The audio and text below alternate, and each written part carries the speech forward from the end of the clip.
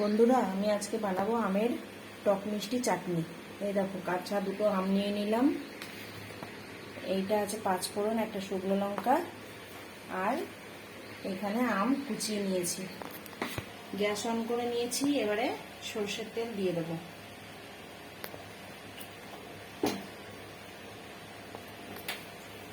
তারপরে দেবো একটা শুকনো লঙ্কা, তারপরে দেবো 5 ফোড়ন, তারপরে দেবো হিং, তারপরে দেবো নুন,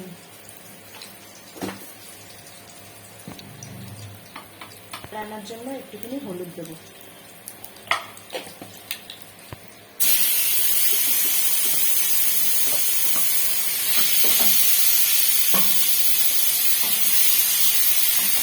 বন্ধুরা, একটু জল দেবো। এবার ঝোলটা ফুটে গেলে বাতাসাগুলো দিয়ে দেবো। বাতাসাগুলোকে দিয়ে দেবো। বন্ধুরা, এবার বাতাসাগুলোকে ভেঙে গুঁড়ো গুঁড়ো করে দিয়ে দেবো।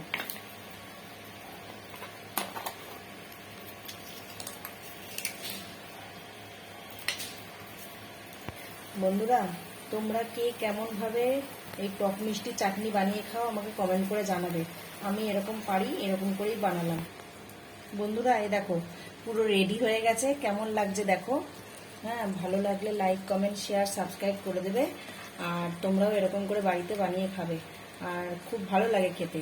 দেখো কত ঘন ঘন হয়ে এসছে, হাতে একদম দিলে এই যে চিটচিট চিটচিট করছে।